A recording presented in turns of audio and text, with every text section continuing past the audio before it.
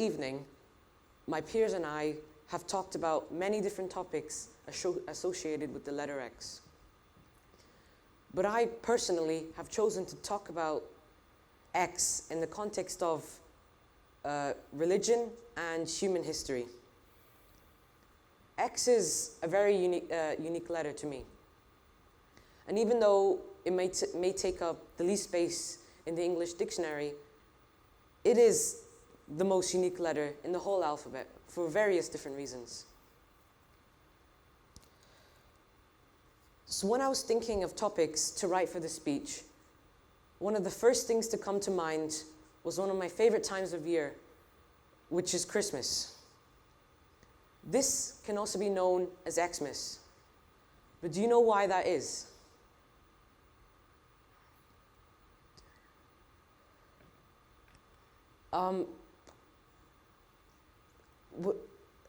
You can probably imagine things like Xmas tree, Xmas cards, Xmas presents, as they look better on advertisements. And some people may not like this, as they believe it takes away the links to Christ. But this actually isn't the case. Let me explain. So if we take a look at the Greek language, there is a term for Christ, the word behind me. That first letter is the letter chi. This letter is an X and a P put together, which is the first letter of that word behind me, which is Christ in Greek. So when it was believed to be first abbreviated was in the early 11th century, when an Anglo-Saxon was writing on parchment paper, and which was quite expensive at the time, he wanted to save space on that paper, and instead of writing the full word of Christmas, he wrote XP-mas to save space. This abbreviation stuck and was eventually shortened to Xmas. So, with the evidence that I just told you, I can tell you that there really isn't anything wrong with saying Xmas. The religious ties are still there. So another thing I want to bring to your attention is flags. I'm from Scotland, and before researching on this topic, I've always wondered, why is there a massive white X on a blue background on my home flag? There are also some other countries with either a cross on it, a couple of Scandinavian countries, as well as an X on it, like countries like Jamaica. But I'll talk about my country's flag and how it originated. It is, quite a story, but I'll try to summarize it in the best way possible.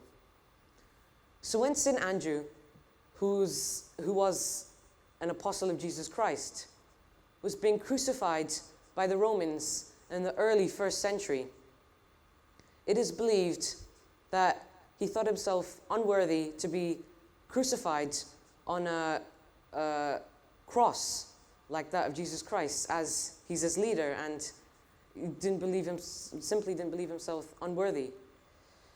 So instead, he requested to be crucified on an X-shaped cross, or a saltire instead. So then his remains were brought to where the modern-day town of St. Andrews is today. So you're probably all wondering, how does this all relate to the Scottish flag? How did the white X on a blue background become the Scottish flag? Well, the story is this. There was a king called King Angus II, and he took his army to battle. His army was not necessarily as big as his opponent's army. So he prayed to St. Andrew for help, and so almost promised that if he was granted victory, he would appoint St. Andrew as the patron saint of Scotland. On the morning of the battle, King Angus II and his army saw this image.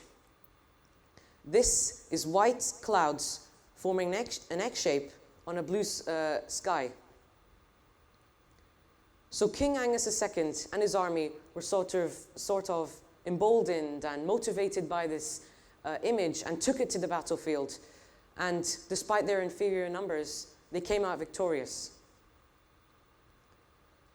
So, to honour his pre-battle pledge, he duly appointed St. Andrew as the patron saint of Scotland, and that's the story of how a white X set against a blue background became the flag of Scotland. So Christianity isn't the only religion that has some sort of ties with X. I want to talk about one of the most infamous X-shaped symbols in history. This is a swastika. I'm pretty sure you all know what it is. You all think of one person, one organization, one thing even, and that's, of course, Adolf Hitler and his Nazi party. Yes, Adolf Hitler did design this flag in 1920 and took inspiration from various things that I'll mention later and combined it with the colors of the German imperial flag, which are red, black, and white, which is the same colors that I'm wearing today. Possibly Hitler designed this flag to sort of symbolize some pure, to make some pure European Aryan ancestry, as I will explain later.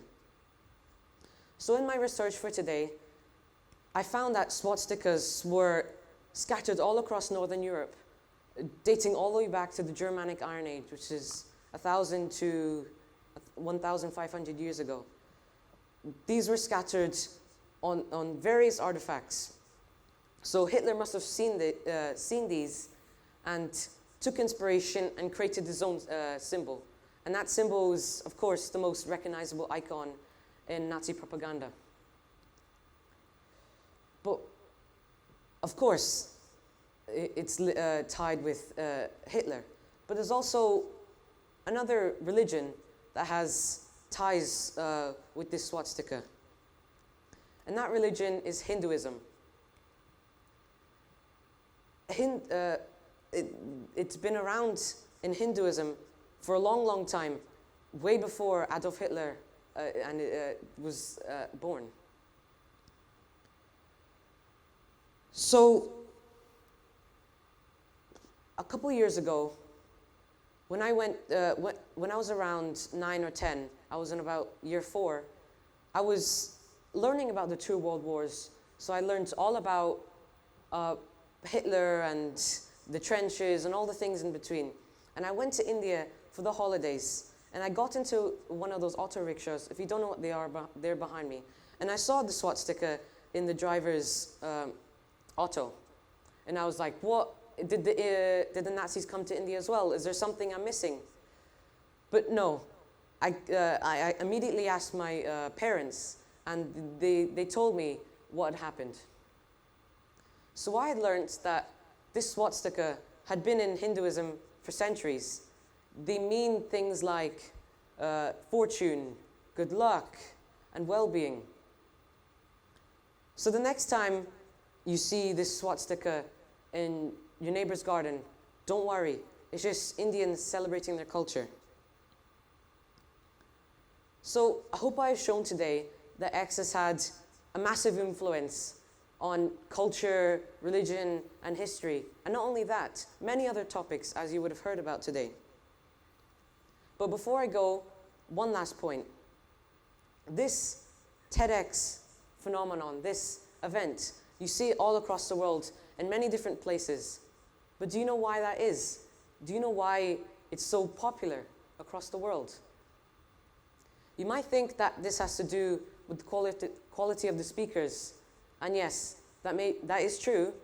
However, I think the true X factor, the true person here is not necessarily the person that you see speaking here or taking center stage. And that person is the organizer of the event. So I want to say a thank you to Viola Vanacore for brilliantly putting this together from day one and as an inspiration as a senior Sunmark student. I also want to thank the school for organizing this, as well as Mr. Bishop for helping me in public speaking as I joined World Scholars a year ago. And I wouldn't be here today without that. So thank you all for listening, and good evening.